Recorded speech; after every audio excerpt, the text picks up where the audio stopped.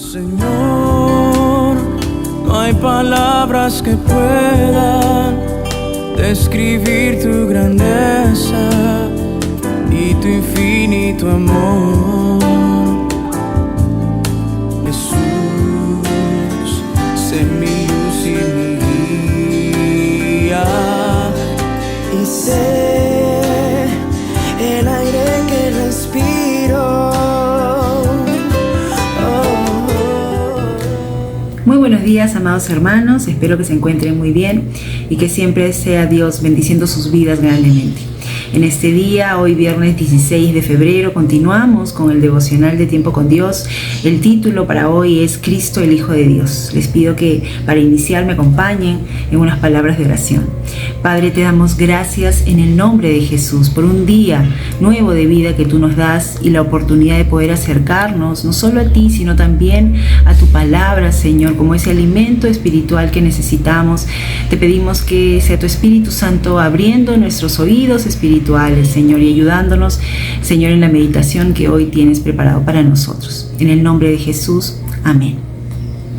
Amén. Muy bien, continuamos en el Evangelio de Marcos. Hoy nos toca leer el capítulo 14, los versos del 53 al 65. Empezamos leyendo el verso 53 y 54. Dice así: trajeron pues a Jesús ante el sumo sacerdote, y se reunieron todos los principales sacerdotes, los ancianos y los escribas. Pedro lo siguió de lejos, hasta dentro del patio del sumo sacerdote, y estaba sentado con los guardias, calentándose al fuego. Muy bien, sabemos por los días previos que hemos estado siguiendo el devocional que efectivamente ya el Señor Jesús se estaba preparando para que aconteciera todo esto, ¿no? Él ya había sido apresado. Previamente había estado él pasando también su proceso en el Getsemaní con sus discípulos, buscando en oración al Señor, tomando fortaleza de Dios, porque humanamente Jesús también tuvo sus luchas, ¿no? Y fue difícil para él saber que iba a pasar todo esto que iba a pasar, ¿no? Y luego es apresado, guiado por Judas, ¿no? Y sus discípulos que estuvieron con él, pues huyeron, ¿no? De miedo, de temor, ellos huyen y lo dejan solo. Y Jesús es apresado de una forma inapropiada, ¿no? De noche, ¿no? De una forma, incluso este relato que estamos leyendo también lo podemos encontrar también quizás con algunos aspectos más que nos dan mayor idea de todo esto en los otros evangelios, ¿no? Pero en otros citan que con palos, ¿no? Vinieron los guardias, los oficiales a arrestarlo a él como si fuera, ¿no? Un ladrón, a alguien, ¿no? Que como él mismo dijo, se expresó como si él no hubiera estado con ellos muchas veces enseñándoles, ¿no? En las sinagogas y todo, y ahí no lo apresaron, ¿no? Pero ellos buscaron la oportunidad, el momento propicio para ellos de noche, ocultas un poco del pueblo, para no causar mucho alboroto, y lo toman. Y ahora lo traen y lo ponen, al parecer aquí en casa del sumo sacerdote, y lo presentan ahí delante de todos los ancianos, todos los escribas, todos los principales sacerdotes están ahí, ¿no? Todos ahora ya no con sus diferencias, sino más bien con un mismo sentir en ellos, que es el de traer abajo, digamos, el testimonio y la vida de Jesús, ¿no? Y también vemos en esa escena a Pedro, ¿no? Que había huido. Pedro ahora nuevamente aparece, pero llega hasta el patio del sumo sacerdote, viendo quizás de lejos a su maestro todo lo que le estaba pasando, ¿no? Y dice que también se encontraba con los guardias ahí, que habían habían encendido un poco de carbón, se estaban calentando, ¿no? Eso quiere decir que era de noche, ¿verdad? Y él estaba ahí, Pedro estaba ahí, ¿no? Luego dice que los principales sacerdotes, verso 55, y todo el concilio, buscaban testimonio contra Jesús para entregarlo a la muerte, pero no lo hallaban. No es que ellos habían apresado a Jesús porque justamente tenían un testimonio, habían encontrado esto como un argumento. No, ellos primero lo apresaron de una mala manera y ahora estaban buscando un testimonio, ahora lo estaban buscando para poder tener un argumento, ¿verdad? Y no encontraban ese argumento y ellos querían llegar hasta la muerte de Jesús, ¿no? Esa era su intención. Verso 56, porque muchos daban falsos testimonios contra él, pero sus testimonios no concordaban, ¿no? Había muchos falsos testimonios, personas que se estaban lamentablemente prestando para lo malo y estaban hablando cosas que no eran y no concordaban sus versiones, ¿no?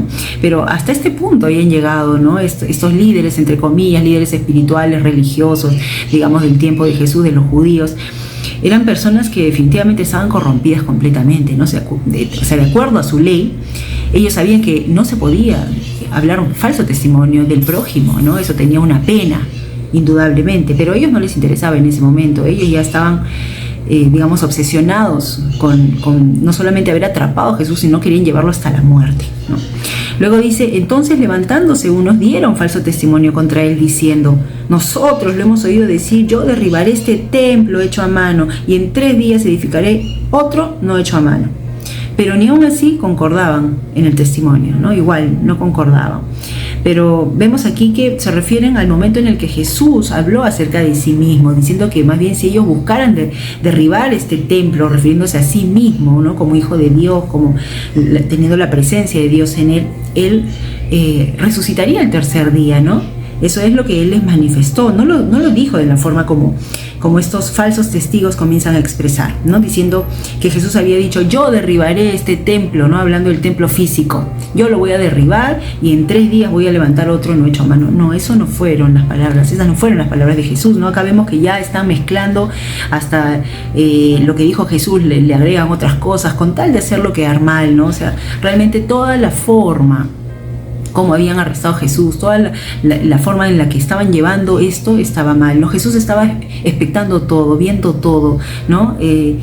Sin embargo, su actitud hasta ese momento, él no manifestaba nada, solamente estaba siendo testigo de todo esto. Él sabía muy bien que no estaban llevando este proceso de una manera correcta.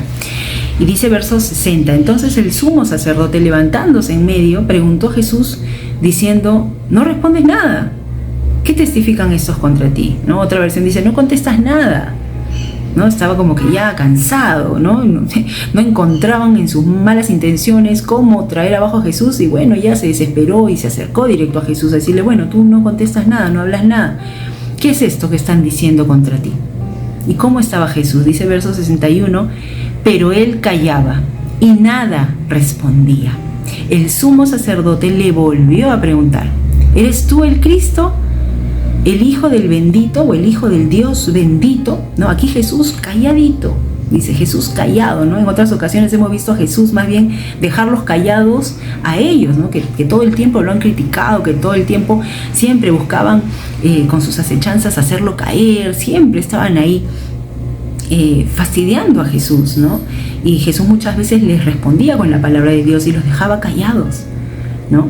Pero esta vez el que estaba callado era Jesús, no respondía nada, aun cuando sabía que todo lo que se estaba desarrollando alrededor de él no era correcto, no era correcto. Pero luego este sumo sacerdote ya le hace una pregunta que es bien directa y le dice, ¿eres tú el Cristo? ¿No? Y tenía que responderle, ¿el Hijo de Dios? Y Jesús le responde en el verso 62, le dice, yo soy. Y veréis al Hijo del Hombre sentado a la diestra del poder de Dios y viniendo en las nubes del cielo, ¿no? Jesús responde y responde con verdad, ¿no? Les dice yo soy, ¿no? Yo soy el Mesías, yo soy el Cristo, yo soy el Hijo de Dios, ¿no? No es algo que tampoco él se lo había callado, incluso a sus discípulos él antes ya se los había revelado, ¿no? Y es más, Jesús era la muestra de la presencia de Dios, o sea, él había hecho tantas señales, tantos milagros, ¿no? Tantas sanidades, resurrecciones, liberaciones, el poder de Dios era evidente que estaba en él, ¿no? Tantas personas, tantas habían sido favorecidas con los milagros de Jesús, tantos los habían visto a él, lo reconocían, reconocían que realmente enseñaba con una autoridad que nadie tenía, que venía de Dios. Entonces era innegable, ¿no? La presencia de Dios, pero lamentablemente para todos estos líderes, entre comillas, espirituales, religiosos de esa época, sumos sacerdotes, fariseos, escribas y aún los ancianos, ¿no? Gente muy acomodada de ese tiempo, estaban completamente ciegos. ¿Y por qué estaban completamente ciegos? Teniendo ahí frente a Cristo, revelándose delante de ellos por el pecado que desde un principio les había lamentablemente enceguecido tanto, ¿no?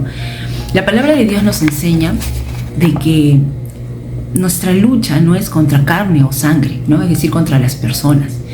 Nuestra lucha es contra el enemigo. El enemigo es el que opera lamentablemente a través de las personas que se desvían y permiten, ¿no? Abren las puertas de su vida para que el enemigo lamentablemente las use. Y eso es lo que estaba pasando, ¿no? Estas personas que aparentaban piedad por fuera, como dijo Jesús de ellos también, que eran sepulcros blanqueados, ¿no? Que por fuera todo muy bien, pero por dentro estaban podridos, ¿no?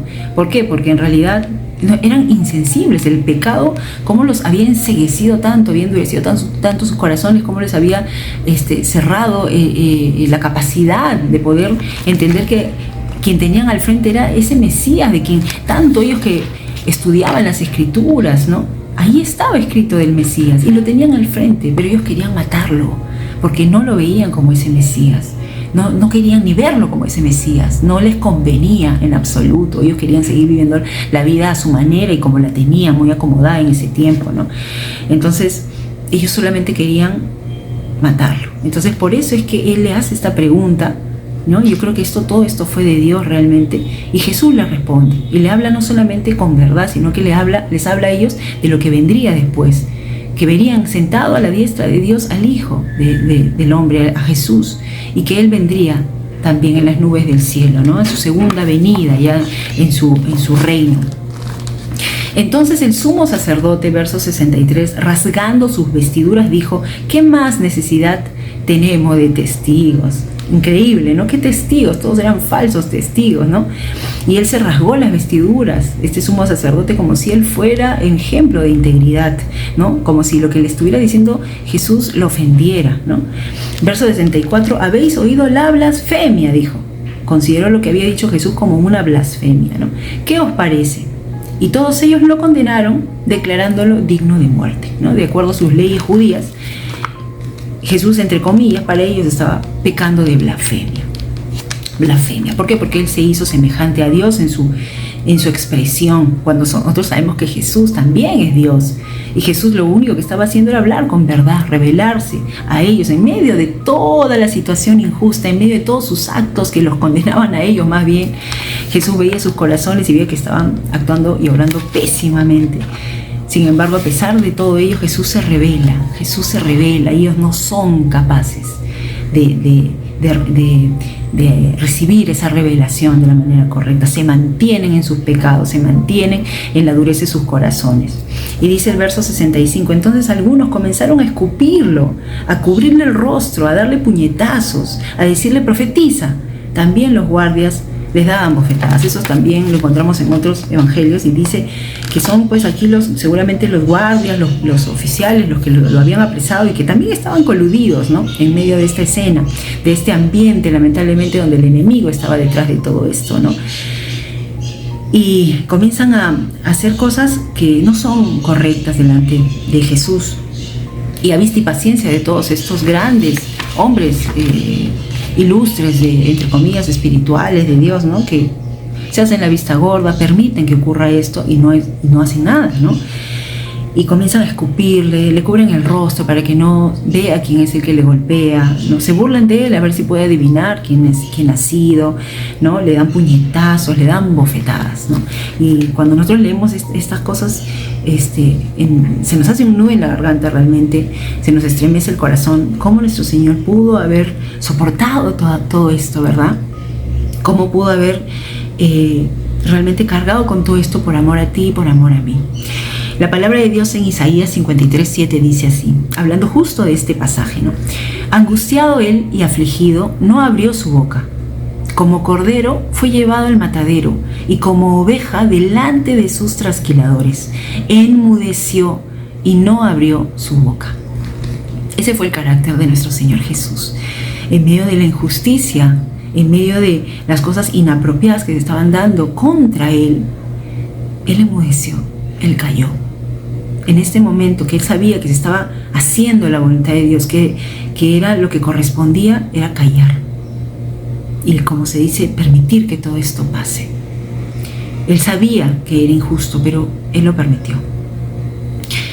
Y es como nosotros hoy podemos aprender, ¿no? Dos cosas. Uno, la actitud de esos fariseos, la actitud de esos sumos sacerdotes, de todo el concilio, de todas esas personas de ese tiempo. Cómo el enemigo, a través del pecado, pudo haberlos enceguecido tanto y pudo haber obrado de esa manera tan terrible, de haber asesinado a quien era el Mesías, el Salvador. Pero ver por el otro lado la actitud de Jesús, el carácter de nuestro Señor. Ante esas injusticias, enmudeció, cayó, soportó.